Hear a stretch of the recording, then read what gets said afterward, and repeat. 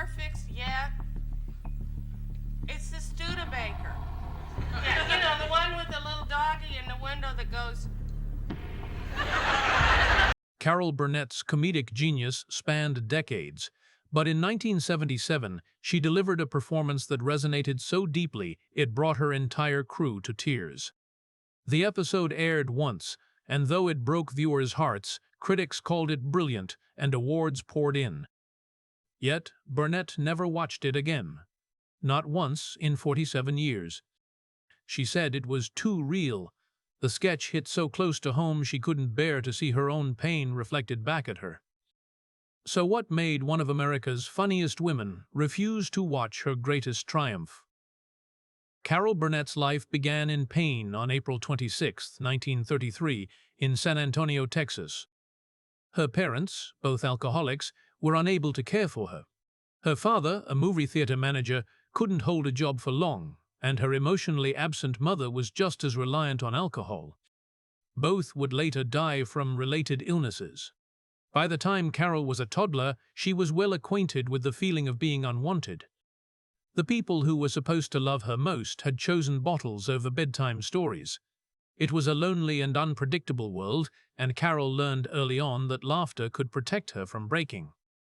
When her parents gave up on raising her, Carol was taken in by her maternal grandmother, Mabel White.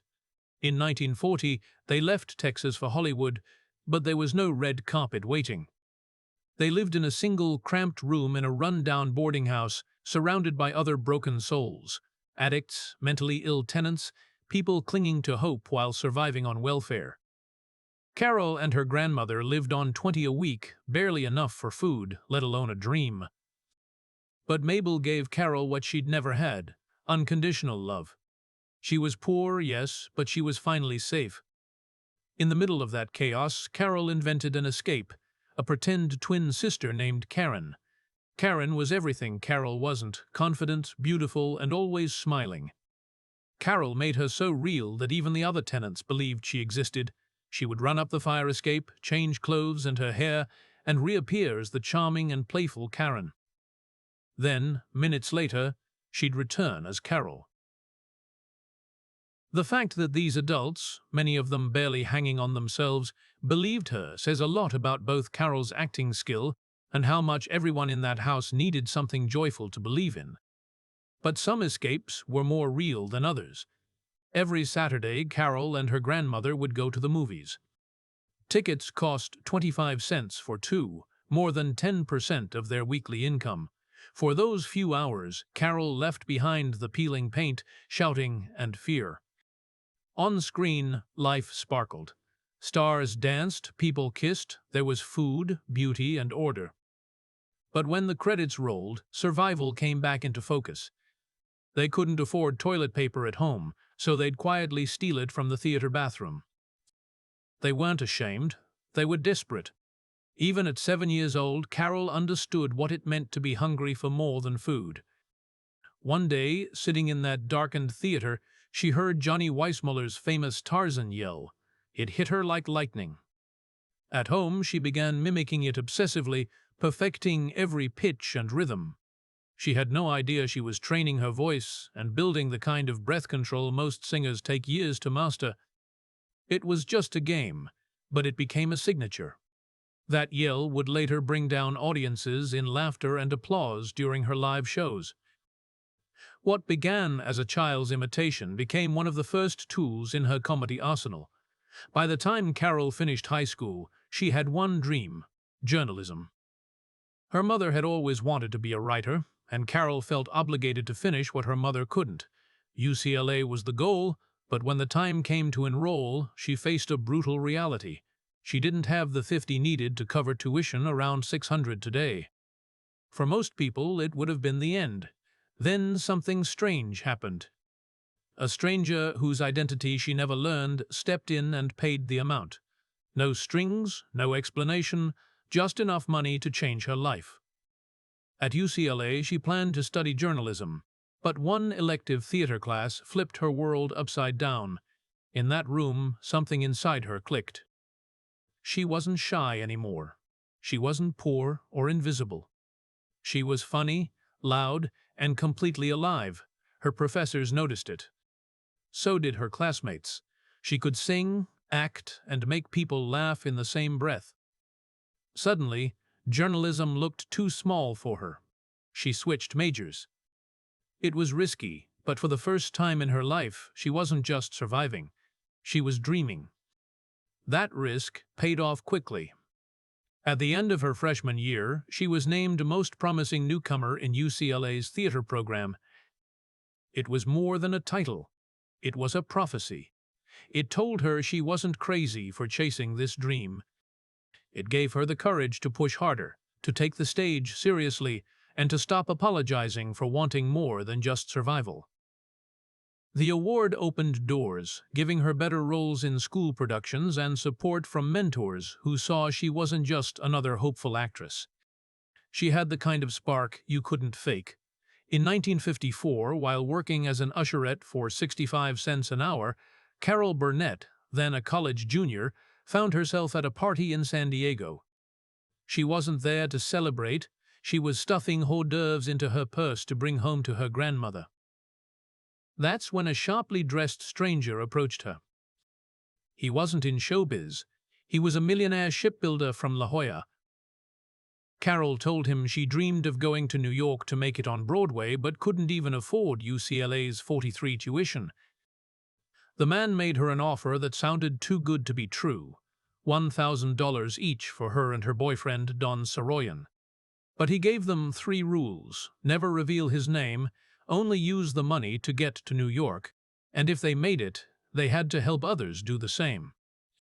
He didn't want credit, he just said someone had once helped him, and he was paying it forward. His wife would later say he'd done this kind of thing before for gas stations, restaurants, and people chasing dreams.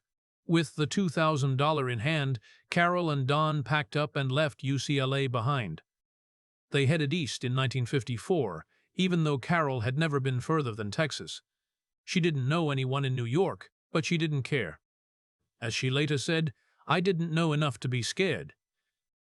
They landed in the city and checked into the Algonquin Hotel at 9 a night, which was too much. The money started disappearing fast. At one point, Carol broke down crying while making a collect call to her family, who begged her to come back. Then, just as she was about to give up, she heard a radio announcement that a hurricane named Carol was moving up the coast.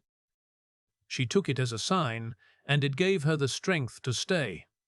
She soon found herself in a completely different world, the rehearsal club, an old boarding house for young women trying to break into the arts. For $18 a week, Carol got a cot in a shared room with 4 other actresses. There was only 1 bathroom and 1 closet, but to her, it was paradise. She'd been sleeping on a couch back home. The place buzzed with energy, with girls practicing lines, singing, and running around with curlers in their hair. To make ends meet, Carol worked as a hat check girl at night and auditioned during the day. It wasn't glamorous, but it was real. In March 1955, she and the other girls put on a show called The Rehearsal Club Review and mailed invitations to agents and producers. Big names like Marlene Dietrich showed up, and that night doors started opening. Her first big break came from something totally ridiculous, a love song about John Foster Dulles, the stiff, ultra-serious U.S. Secretary of State, written by Ken Welch. It was a joke song, over the top and absurd, but Carol performed it so perfectly that it became her signature. Audiences went wild. She was invited onto the Jack Paar Show and then the Ed Sullivan Show. On January 6, 1957, she stepped out onto the Sullivan stage with her knees shaking. But by the end of her set, people were howling with laughter. In August of that same year, she went back to perform the Dulles song again, plus a parody of Puppy Love. That ridiculous ballad turned her into the talk of New York comedy. For the next 5 years, Carol kept grinding. She had a small role on The Paul Winchell Show in 1955, where she played a ventriloquist's dummy's girlfriend. That led to a part alongside Buddy Hackett in Stanley, which only lasted a year. But in 1959, everything changed. Carol landed the lead in Once Upon a Mattress, a new off-Broadway musical that was picked up for Broadway. She played Princess Winifred, a loud, clumsy girl from the marsh who was completely unlike any fairy tale princess. The show exploded in popularity, earning her first Tony nomination. On June 22, 1959, exactly 5 years after she got that mysterious loan, Carol and Don paid back the full $2,000. The millionaire never responded. He stayed anonymous to the very end.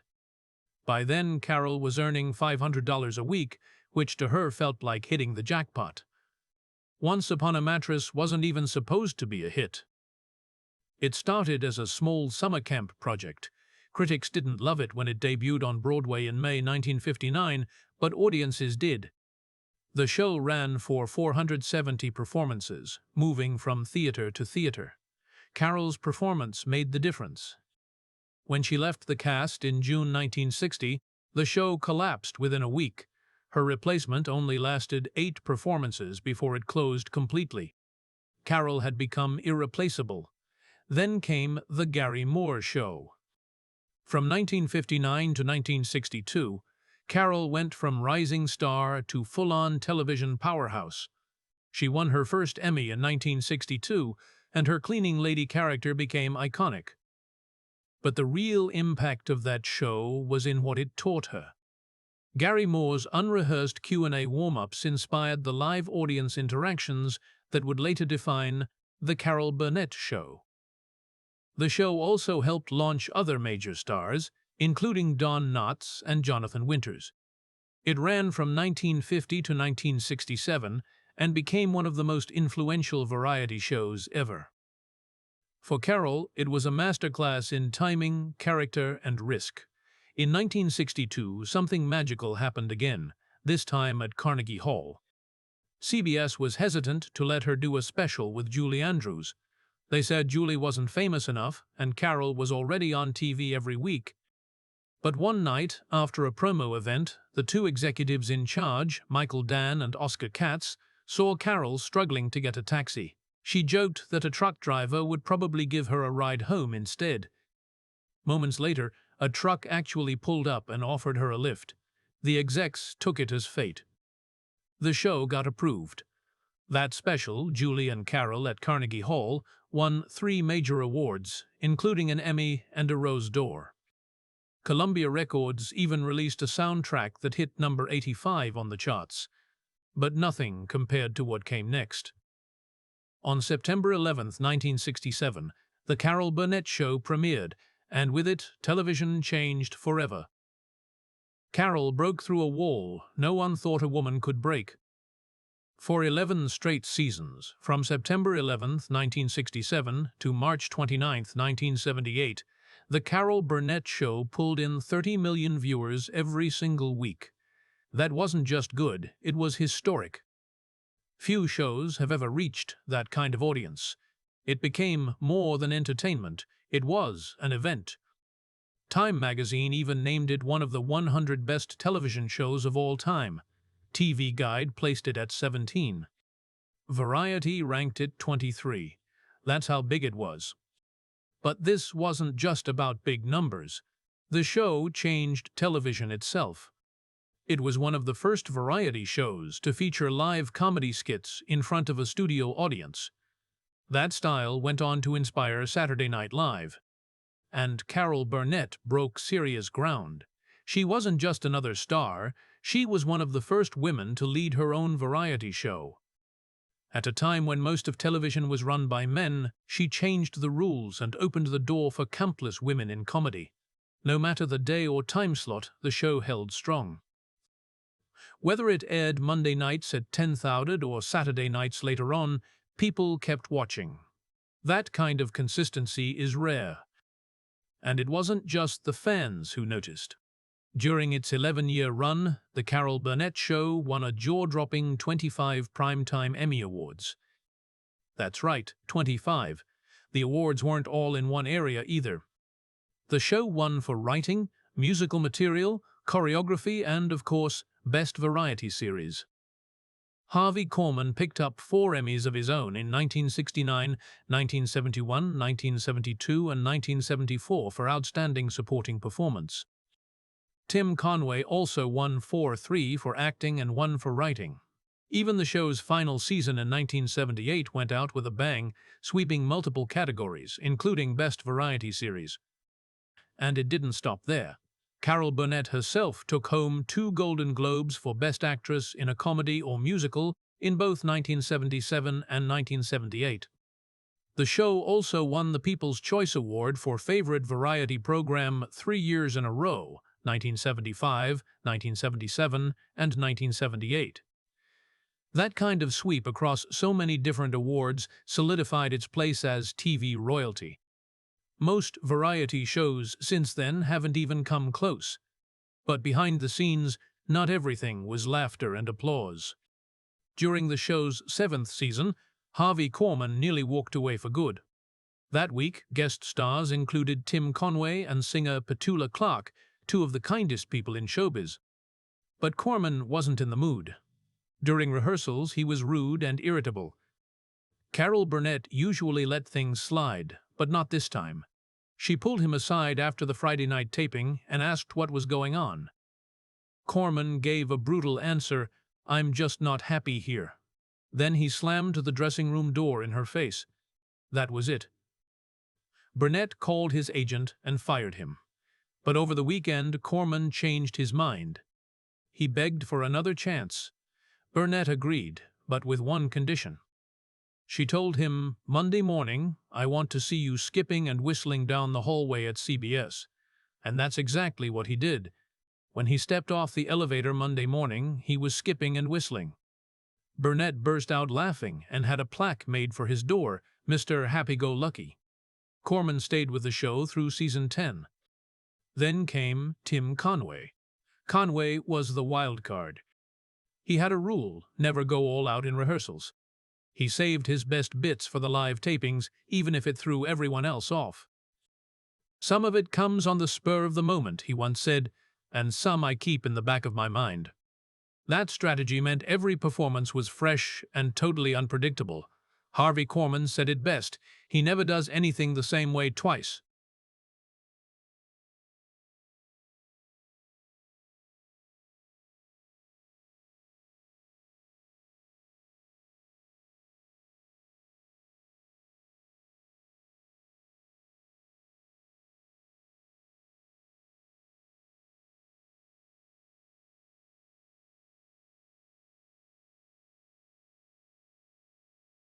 He told a long, ridiculous tale about a circus elephant.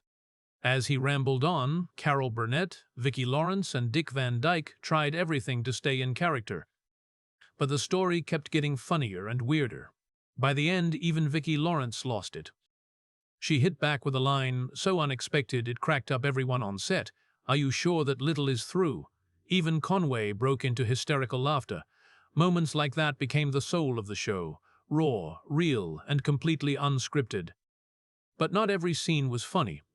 In 1977, something happened that shook Carol Burnett deeply. It came from one of the recurring sketches, The Family. She played Eunice Higgins, a woman weighed down by disappointment and crushed dreams. Normally, the sketch mixed comedy with dysfunction, but this time they took a risk. No jokes, no exaggeration, just pain. The sketch was called The Gong Show. In it, Eunice believes that singing her feelings on a talent show will finally launch her to fame. Instead, the judges mock her. One of them was played by real-life game show host Alan Ludden. Burnett played the role straight, no funny accent, no silly movement. By the end, the entire crew was close to tears. When the episode aired, it didn't lose its punch. The camera pulled back slowly on Eunice's tear-streaked face as the lights dimmed. No music, no laughter, just heartbreak. Viewers were stunned. Critics praised it, but Burnett never watched it again. In a 2010 interview, she said it was too real. Eunice's pain felt like my own. That's because it was real. Burnett had grown up in poverty. She knew what it felt like to dream big and get laughed at. That sketch hit too close to home. She later explained her feelings in an interview with Harper's Bazaar. "I'm glad we did it," she said. "But it wasn't what our show was about. We were there to make people forget their troubles, not remind them." Still, the sketch left a mark. It led to a TV movie in 1982 called Eunice and a spin-off sitcom, Mama's Family. Burnett eventually walked away from the sitcom, unhappy with its direction, but the original episode remained legendary. Carol Burnett didn't just make people laugh. Behind the scenes, her life was full of heartbreak, chaos, and family battles that would have broken most people. It all started in college when she met her first husband, Don Soroyan. They were young, in love, and both dreamed of making it big in show business. He was born in Omaha in 1928 and had big Broadway ambitions. They met at UCLA in 1952 and married 3 years later in 1955, but their love story didn't last. Don's daughter from a previous relationship died, and he was never the same. Carol's career took off while his stalled. The pressure cracked their marriage. They separated on Christmas Day in 1959 and divorced in 1962. Don battled depression and alcoholism until his death in 1990 at just 62. He never reached the stage dreams he once had. Carol didn't stay single long. She met Joe Hamilton soon after. Joe was a big-time TV producer and already had 8 children from his previous marriage. He had also produced Carol's Carnegie Hall concert in 1962. They married in 1963 and worked together on her hit show. They had 3 daughters, Carrie, Jody, and Erin, and a miscarriage in 1965. With Joe's 8 and their 3, their house was always full. He won 5 Emmy Awards while producing Carol's show. But while their careers soared, their home life cracked. In 1976, the National Enquirer printed a lie that Carol was drunk at a restaurant while sitting near Henry Kissinger. That hit her hard, not just because it was false, but because she had spent years speaking out against alcoholism. She sued the tabloid for $1.6 million. The case lasted 5 years and revealed how reckless tabloids could be. A paid informant had actually told the Enquirer that Carol wasn't drunk, but they ran the story anyway. She won the case, but after appeals it was settled for around $200,000. It wasn't about the money, it was about clearing her name, and it changed tabloid journalism forever. But the biggest battle of her life wasn't in court. It was at home. In the late 1970s, her daughter Carrie fell into drug addiction hard. At just 13, Carrie was using cocaine, marijuana, mushrooms, and quaaludes. She later said she used drugs so she could stop being Carol Burnett's daughter and just be her own person. From 1976 to 1979, Carol watched her child slip away. She sent her to rehab after rehab. At one point, Carrie ran away from a Texas facility. Carol feared she might lose her daughter forever. Carrie eventually got sober at 17, but it came at a cost. Carol had to make the hardest decision of her life, and Carrie hated her for it. But Carol once said, "You have to love them enough to let them hate you." For over a year they didn't speak, but she never gave up, and when Carrie came back, they became closer than ever. Carrie landed a major role on the TV series Fame, proving she had talent of her own. She and Carol acted together in movies and episodes, and finally wrote a play called Hollywood Arms, based on Carol's life. They were joined at the hip, but tragedy struck again. In 2002, Carrie died from pneumonia caused by lung cancer that had spread to her brain. She was only 38. She never got to see Hollywood Arms open on stage. Carol was crushed, but she pushed on, saying, "I owed it to Carrie." Carol's second marriage had already ended in 1984. By then, Carrie's addiction, the pressure of their careers, and the emotional strain had worn down her and Joe Hamilton.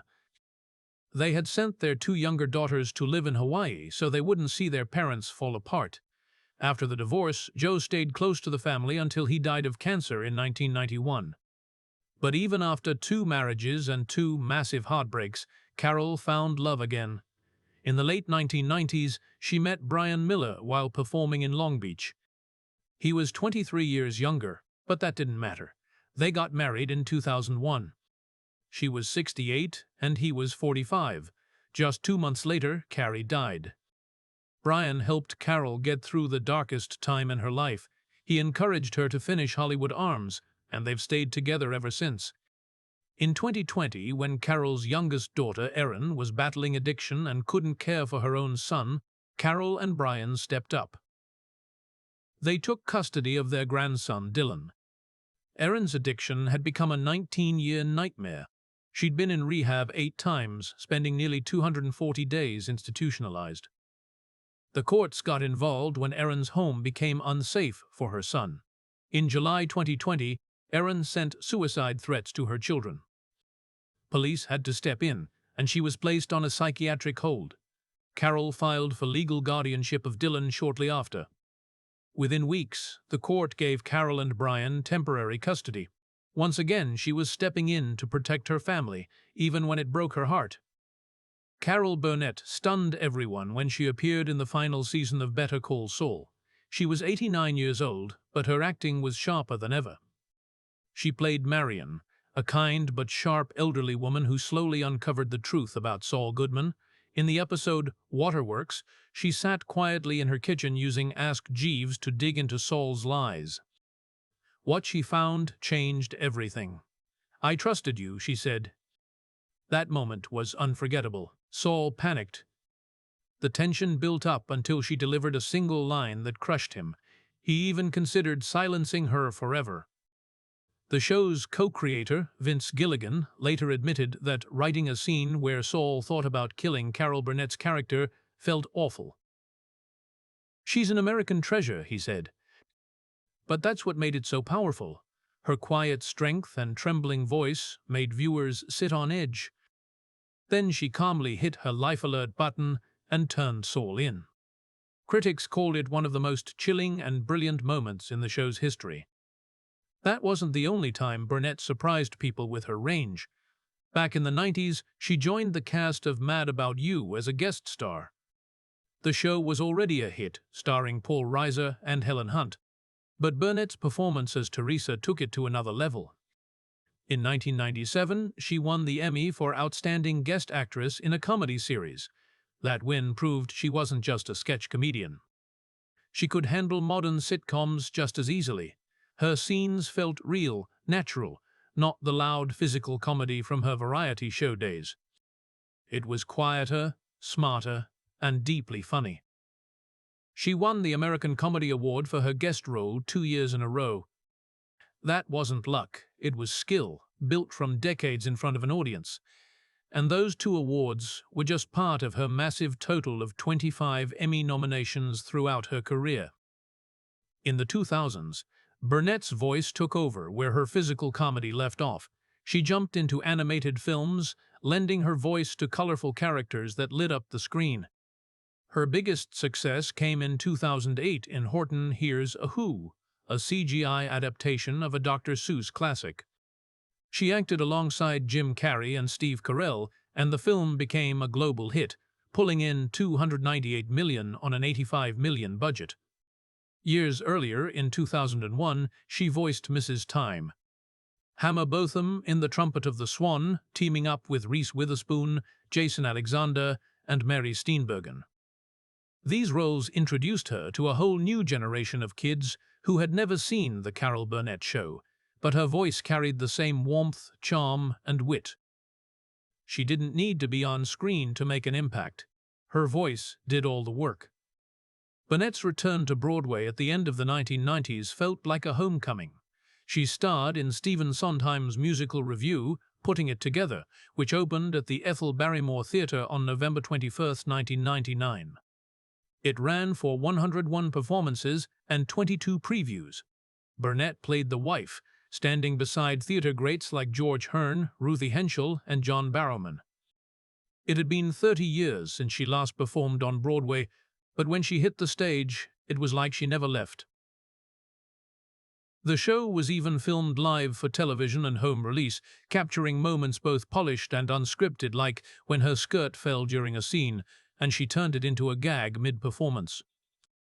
Even critics who gave the overall show mixed reviews had nothing but praise for Burnett.